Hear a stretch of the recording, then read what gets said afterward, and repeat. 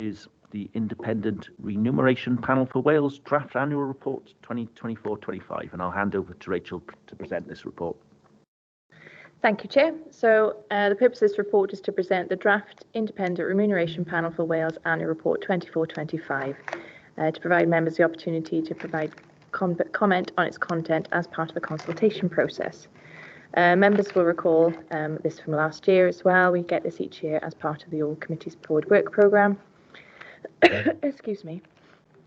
And the aim of the IRPW is to support local democracy and give communities their voice through setting up appropriate and fair remuneration framework which encourages inclusion and participation. It's responsible for setting the levels and arrangements for remuneration of elected members and co-opted members of the following organisations, and they're listed there. At 2.3, the IRP makes determinations on salary structure for which members are remunerated, the type and nature of allowances to be paid to members, whether payments are mandatory or allow a level of local flexibility, and arrangements in respect of family absence. For 2023, the IRP concludes that much of the information published in the annual report replicated that of previous years. So if you recall, they decided to only focus instead on the changes made as a result of the proposals. The majority of the content, therefore, set out in previous reports was therefore removed and placed on the panel's website, significantly reducing the size of the report that's put before you. So if, for example, you wanted to see the extended version of this, I would refer you to their website or their 22-23 report, which has the full detail. So the report presented to you today is the 24-25 report for spring 24 onwards. The IRP has requested that any representations or comments about this report should be received by no later than the 8th of December 2023. And any considered after that date will not be considered. So the attached report is provided at Appendix A. In relation to the authority, I have tried to identify in the cover report the areas and the determinations which impact on the local authority. So you've got the basic salary for elected members of principal councils, determination 1. The panel is determined to continue with the link with the average hourly earnings in Wales, the ASH, which is published by the Office of National Statistics. And for the financial year, 1st of April 24 to March 25, the basic salary will be aligned with 3/5 of the All Wales 2022 ASH, the latest figure available after drafting. So this will be 18,666. Salaries then paid to senior, civic and presiding members of Principal Council in relation to determination 1. They're detailed then, you can see in the table at 3.3.3. And we fit into, as it states, Group B. Bridgend County Borough Council fits in that one, so those salaries are relevant for the various bands 1 to 5. 3.4 then, salaries for joint overview and scrutiny committees, determination 3. Just to provide a bit of background, because I know we have established an additional joint overview and scrutiny committee this year, but the 2022-23 report stated that as there had been little use made of this arrangement, they removed it from the payment framework. So if, for example, any joint overview and scrutiny wished to look at remuneration, it would have to apply to the panel for this, for its consideration. But there are proposed changes in relation to that salary. Payments to fire and rescue authorities then is determination 4, and they are detailed from paragraph 3.5 onwards. And then 3.6, payments made to co-opted members of principal councils and fire and rescue authorities, determination 5. So this is a minor change where instead of where it has been just a half daily rate and a daily rate, they've now put in an hourly rate payment, up to 4 hours payment rate, and 4 hours and over payment rate. So that's just a minor amendment there for co-opted members. So if I take you to the recommendation then, at point 9, the committee is asked to note the content of the report and to provide any response in respect of the IRPW draft and report 24-25, and approve that any response of the committee be submitted to the panel and the WLGA by the 8th of December. Many thanks. Great, thanks for that, Rachel. Obviously, note that in the past, some members have accepted these pay awards, some have declined it. I think really what I want to say is to be mindful of personal circumstances. So let's refrain from any personal questions really on this one, I think, really. But that being said, I don't have any questions personally on this report. We've only got Councillor Walter, so I'll bring Councillor Walter in. Oh, and Councillor Granville, but Councillor Walter first. Yeah, simply move to note the report, Chair. Thanks for that. Yeah, Councillor Granville. Thank you, Chair. I'm disappointed, and one aspect of this is, as if you want to incorporate getting younger people to come into the authority, right, and they've been in college and they've got a degree, at what we're offering people to do that, they're not going to come in here. I think the minimum wage should be, to start off as a councillor, is 20,000. And then perhaps people would perhaps look at it in a positive way. I'm just looking at it holistically now, right, as a general thing. You know, I would second Councillor Graham Walter's proposal, but I'm just thinking it should be looked at a different way. That's all, to get people in here, younger people. Okay, thanks for that. Councillor James, please. I welcome this report. It's, you know, it's a good report every year. What I do get very annoyed at, Chair, is the non-payment for the Chair of Democratic Services. I think this should be a paid position. It's a very important position. I find it very embarrassing in the chamber when nobody puts their hand up to be a chair because it's not paid. And I really feel that this committee should really look. I know there's budget restraints, but I believe that the chairman of this committee should be paid. Take a little bit of the other chairs. But no, Well, seriously, I really believe, Chair, that we should really look at payment for the Democratic chairman. Thank you. Thanks for that, Councillor James. Obviously, I couldn't possibly comment because I am chair of this committee. Only to say that I really enjoy chairing this, and you know, long may it continue. But Councillor Granville, is that a legacy hand, or do you have something else you wanted to? Chair, yes, legacy out. There we are. So I'm getting the feeling that people members are they've noted the report. No further comments. I guess if you have any really strong thoughts on this report, you have till, what was it, December the 5th to get your, yeah, December the 8th, beg your pardon. So my recommendation really be that if any members have any strong points, that they do it on an individual basis, perhaps, before the December the 8th deadline. So, Councillor Walter, was it something you wanted to say on that one? Yeah, thanks, Chair. I mean, I wouldn't want to conclude this this item without picking up on what Councillor Robert James has said. I think most of us were nodding, Robert, when you made your point. And yes, there are budgetary issues, but it's a responsibility nonetheless to professionally chair this committee, and in my view, it's done well. Is there a way that we can make a recommendation of some sort to Cabinet or whichever? Rachel will advise how we do it, but I don't think we should just let that consensus go. Thanks, Chair. And if you can't comment on it, then shall we just put the rest of this section into Rachel's hands? I don't know. Thank you.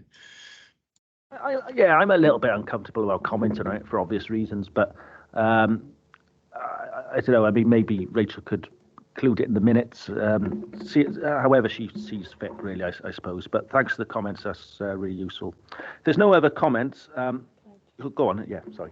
I'll bring Rachel in. Thank you, Chair. If the committee wishes to put that forward, I would, considering the item, I would say that recommend that the Chair maybe declares an interest, and we could maybe have that discussion if you want to, and make that recommendation. Maybe the Chair could remove himself from that position at the moment. That would be my possible solution. Other than that, as I said, obviously it can be put forward in terms of a proposal for next year, and because it is next year's consideration, where, as I said, obviously the Chair, you know, they're reappointed, to be honest. So that would be my suggestion at the moment. Yeah, that sounds a sensible solution, doesn't it? Really, we'll do that then. I'll bring in Councillor Aspey as well. Yes, just to let you know, I support that for many. Sorry, Councillor Aspey. Before I do that, I'm going to declare an interest as well in doing so as well.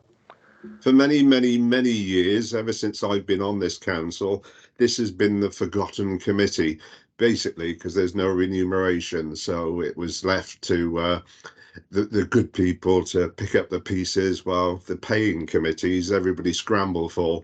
And I think this has always been the lesser supported committee, where it should be more prominent, because this is making decisions for, you know, how the council follows its protocol and procedures.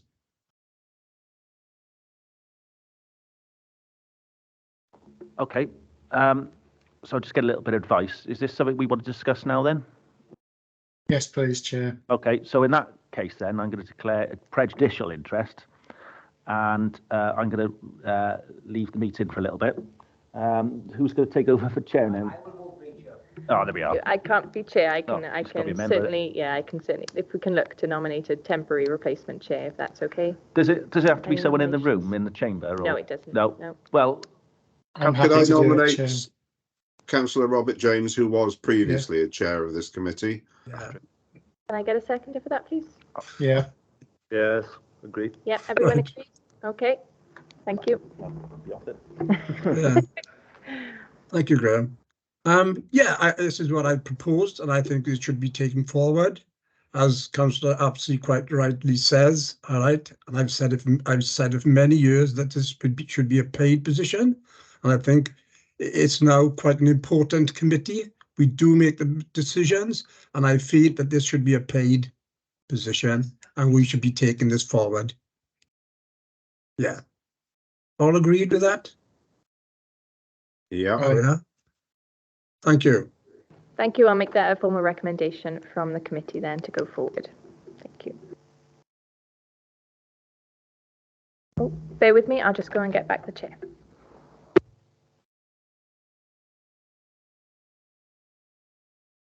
Sorry, Robert, should I have asked you you got your hand up? I won't comment now as he's on his way back in, but it's fine. I All agree right. largely with everything that was said. Okay. Malcolm, we've kept him outside, so you can, Robert, you can ask the question. It was merely, as it's my first term, obviously, I'm not quite sure how these things have been historically decided. And I completely agree with everything you just said. Is there an aspect of how many meetings a year, how many times the committee meets? No? I can see Councillor Spiller shaking his head. I don't know if that's been factored into that historic decision making as to chairs and remuneration. You're muted, Councillor James. Sorry, Councillor James, you're on mute. Sorry, it's about 3 or 4 times we meet. I think Rachel will correct me on that. But it's the work that's done in between as well, Robert. I don't know. When I was chair, I had to travel up to Llandrindod and Wells, which was an all-day meeting. And I don't think no other chairman was doing that of any other committee, but I had to go up there, was it twice a year or once a year up to meetings? I don't know if that still goes on. And I found it, very unfair that this wasn't a paid position. And I really, really believe, I think, we've all nodded in agreement with me, and I think this should be moved forward. Thank you. Yeah, certainly pro rata, because obviously some committees have got 10, 12 meetings a year, whereas obviously Democratic have only got 4. So recognising that obviously more committees, would attract a higher retribution, but there still has to be some remuneration, I think, for Democratic. Yeah, just to add to that as well, there are working groups as well, aren't there, associated with this committee. So it's not just turning up 3 or 4 times a year. Right. Is he coming back? I'll go and get him now. Bear with me. Okay. Oh, I think one of the members is.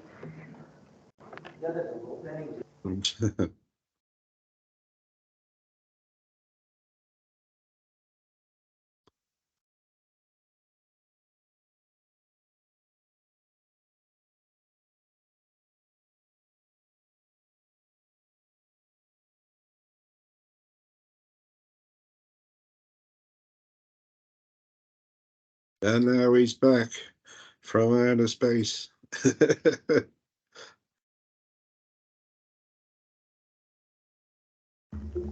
Right, so assuming that has been clarified, all that. Moving on to item 9, Democratic Services Committee Councillor Portal Working Group update. Rachel again, please. Thank you. So the purpose of this report is to present the committee with an update on the work of the Democratic Services Committee Councillor Portal Working Group for the committee to note, including recommendations from the most recent meeting. So your members will recall at the meeting in February 23, the committee received a report detailing an update on the digital platform and members portal. The committee concluded this item requesting that the Democratic Services Manager and the Head of Partnerships to establish a working group to take forward the development of the member portal. The working group has now been established and it's met several times since February, 3 times in total in May, July and September. Following these meetings, a series of issues and actions have been created. They've been added to a log for the Experience and Improvement team, which they are continuously monitoring and progressing. These are monitored at each meeting of the group, along with several being chosen for detailed discussion and exploration. Some examples of actions that have been taken in latest ones include a series of training sessions which members will have seen, and they've been held to provide latest updates and some tips and hints for members in using the portal. Engagement has also taken place with town and community councils, and various aspects have been raised with the software provider for reviewing with a view to improving the portal for the future. At the most recent meeting in September, the group did discuss various aspects and concluded 2 recommendations. When they were looking at, for example, the members raised the fact that the development of the dashboards within the portal would assist and enable. Sorry, I'll go back to that one on the dashboards, but sorry, the recommendation, if one I can take it to 3.2, was the group highlighted the portal escalation process was not working efficiently and therefore recommended the development of the portal dashboard be prioritised to be for completion as soon as possible. So if members recall, there was a proposal to create a dashboard in the portal so that the front page would be that dashboard and you'd be able to see how you were progressing with your referrals quite easily and simply. So I know this was presented in the digital report from the officer back in February, and it was on the agenda for progressing in the future. So this was just a recommendation to prioritise this. The second recommendation then at point 2 was in relation to the referrals to the Communities Directorate. The group continued to express concerns regarding the response rates to referrals and reported requests from the Communities Directorate specifically, and reiterated the point that they do not have dedicated staff to take responsibility for member referrals as some of the other directorates do. Given the sheer quantity of referrals and of the communities receive and their public-facing nature and the resulting reputational risk to the authority, members and members that this represents in relation to responding effectively and efficiently to public concerns, members recommended that dedicated staff be provided to the Communities Directorate to undertake this role, and furthermore that due to current budget pressures within the Communities Directorate, and the risks mentioned above, is recommended this be funded centrally and not from within the community's budget. I will highlight these were taken and discussed in September. So before I go on to future meetings, I would like to highlight and bring you to paragraph 8, where obviously it stipulates about the budget monitoring and situation we are actually in.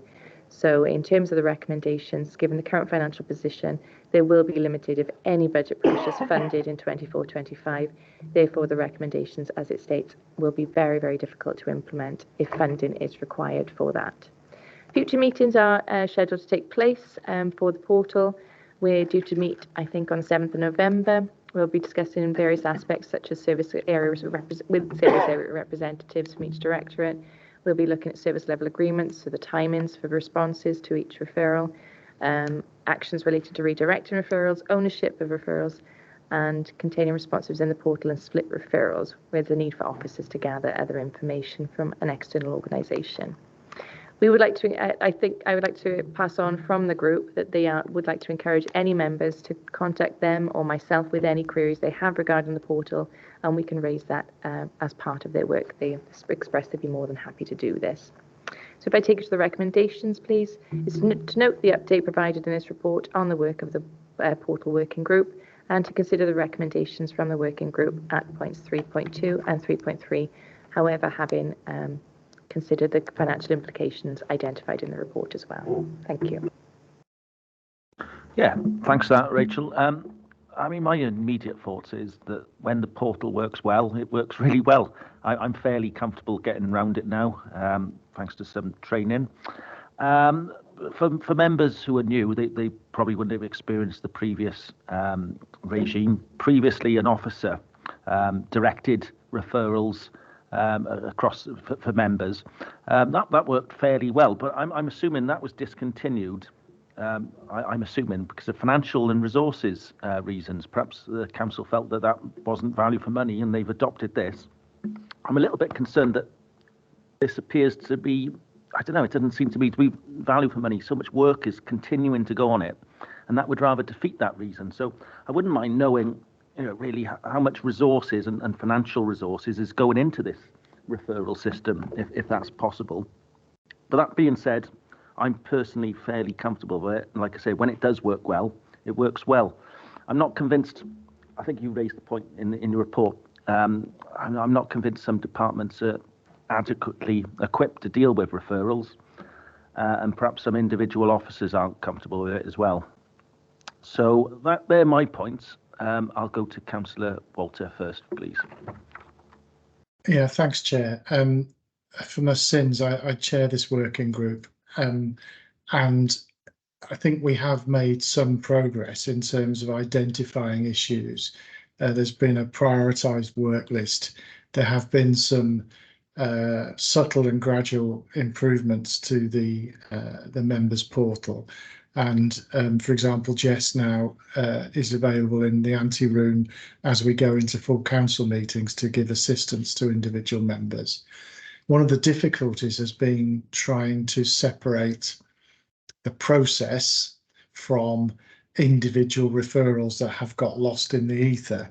And that's been quite difficult to do, but Rachel has been very good. And is it Philip Morgan's Rachel or Mark? I can't remember which. Has been really good.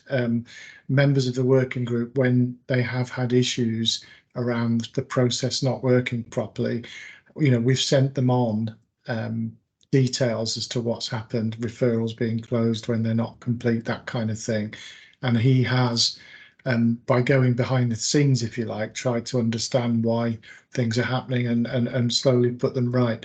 And there's more work to do. The biggest issue, as it says under recommendation 2, is around the Communities Directorate. That's primarily because of the volume, and secondary because, as Rachel's highlighted, it doesn't have the same resourcing in terms of officers managing the referral system.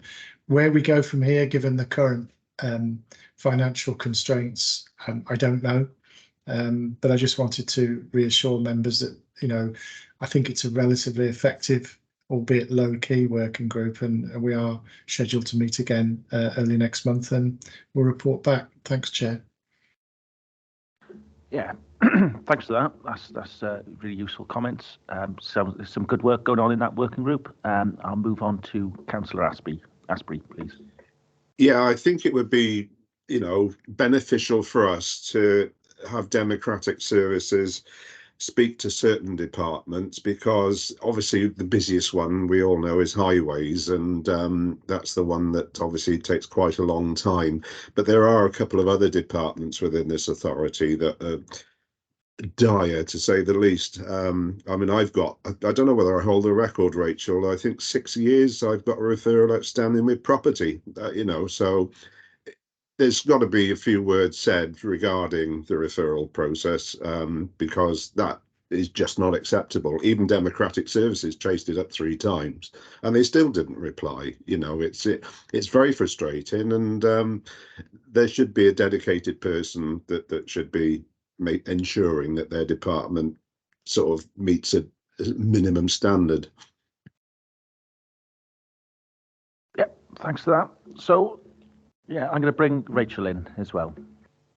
Thank you, Chair. Just a quick updates on both comments from Councillor Walters and Councillor Aspie. So I was going to possibly propose that, in light of the situation that we've been presented with since recent meetings of the working group, that maybe part of the agenda for the next one is to consider what development can go forward given the current financial situation. I think it would be good to get an update for the group on that, definitely. So if everyone's agreed, I'll schedule that on the agenda. And then in relation to the other one, in relation to speaking to certain departments, that's the plan now for the November meeting. Is we've invited officers from various service areas to attend the meeting in November. So hopefully we can flag up any issues and concerns that they might have and try and maybe resolve some of those. That's the purpose really of the working group. They meet, to try and find some solutions and improve the whole process for all members. Thank you. Yeah, great. I mean, I think, to be fair, when we make suggestions, they're clearly listening, aren't they? Because they have implemented quite a few things. I made a few suggestions about a spell check thing as well. When you're writing referrals, I've got a little bit of dyslexia, so that was gratefully received. That so they are listening, and I think that's a good suggestion to look at what's really feasible given the constraints. But yeah, I think we could all improve as well as members as well. I'm trying to get into the habit of closing referrals as well. That's something I'm really trying to do a bit more often as well, because I was leaving quite a few open. So I think it's all of our responsibility to try and make this work, really. And I think the suggestion is a good one. But I'll go to Councillor Granville as well. Thank you, Chair. Just to say, I listened to what you said, Rachel, and I don't think it should come back to this committee until we know the exact budget, where we're at with each portfolio. Because as what's been said now, I can't see there being any spare money, right, going forward. Wherever it goes, it'll go to either education or social services, because that's where the dire need is. So until we know exactly where the cuts are going to be, I think we shouldn't look at this until the next meet. When's the next scheduled meeting of this committee? In February. I'm sorry, Councillor Granville, I was just proposing in terms of the working group, just discussing whether any of the work that, if there's any impact, because we've been told about essential spend, obviously what now is not being able to be progressed. So I think the working group needs that update at the next meeting. And then, as you said, I think in February we'll know a bit more about the budget and where we are. And maybe, as I said, the working group, when they meet after the November meeting, they can get a bit more information again and feed back to this committee, as you suggest. Because, Chair, just to conclude, I have got serious concerns as well about the communities group, right? You put something in and it doesn't come back for ages either, right? The pressure on that department is huge. And if they haven't got a designated person, it means an officer is taking time out of his day to do referrals. And that's not good either, because he's not doing his job then. So it needs to be looked at. Yeah, great. So, I mean, the only thing I'm concerned is the next meeting is quite far away. There'll obviously be stuff going on behind the scenes, with the working group as well, and any developments from officers as well. So I think that's where we're at the moment, and we'll take it from there. So if everyone's happy, we'll move on to the penultimate agenda item, the Forward Work Programme. Rachel, again. Thank you, Chair. So the purpose of this report, and I will try and be very brief, is to present members with a proposed Forward Work Programme for the Democratic Services Committee for consideration and further development. I'm not going to go through the detail of the background. So attached to Appendix A is the draft Forward Work Programme for the Democratic Services Committee for 23-24. As you're well aware, like we've had today, such reports as the IRPW report and the committee's own annual report are standard items on the committee's Forward Work Programme. But we've tried to look over the last few meetings at other areas that we can consider. And as you can see from today's agenda, it's been quite positive. So the future one in February, 8th of February 2024, we have the usual member development programme update. We have the member research protocol, which is what I referred to earlier when we were looking at the WLGA the Welsh Government statutory guidance, which related to research for members, and we'll consider the WLGA protocol for this within our own constraints, obviously, as we suggested. And again, we'll have another Council Portal Working Group update. We haven't got dates for future meetings because they haven't been set in the formal calendar and they won't be until the AGM. But please, if members have anything else they wish to consider, and obviously I will take forward any of the suggested items from today's meeting that you have put forward for the Forward Work Programme, and I will add those in there and provide it at a future meeting.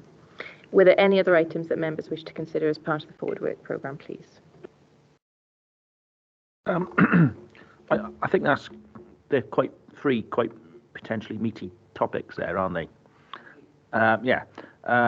And in lieu of the fact we don't know when the next meeting will be after that, subject to the AGM, I think we can take this as a good programme for the next meeting in February. That's what I think anyway, and I'm getting nodding heads. So I think that's good. Great. So moving on, urgent items. I'm not aware of any urgent items.